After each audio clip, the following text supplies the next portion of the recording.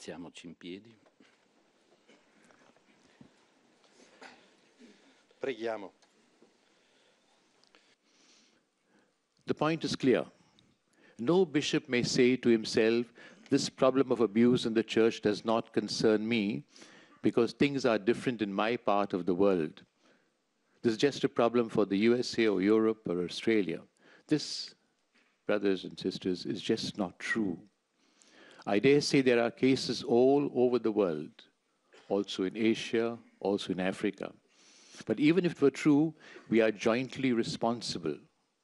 All of us in this synod hall this morning are jointly responsible to tackle the problem of sexual abuse of minors by clerics all over the world. Trauma related to a profound betrayal of trust. Very often, it is a form of the sexual abuse of minors and other vulnerable people not only breaks divine and ecclesiastical law, but it's also public criminal behavior. The church does not live in an isolated world of its own making. Church lives in the world and with the world. Those who are guilty of criminal behavior are justly accountable to civil authority for that behavior. Although the church is not an agent of the state, the church recognizes the legitimate authority of civil law and the state.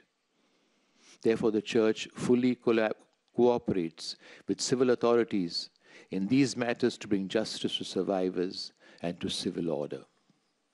The willingness to confront the past grave and callous errors of some bishops and religions.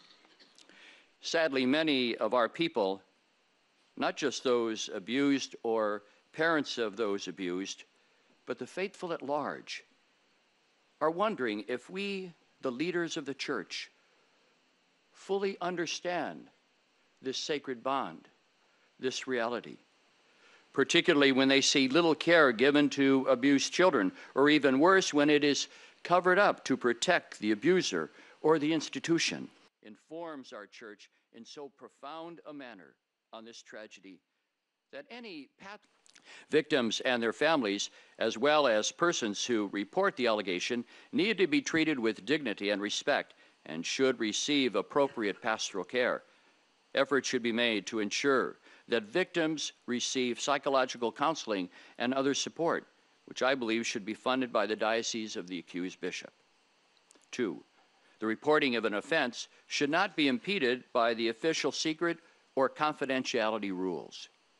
3, no person should be discriminated against or retaliated against because based on the reporting of an allegation against a bishop to ecclesial authorities.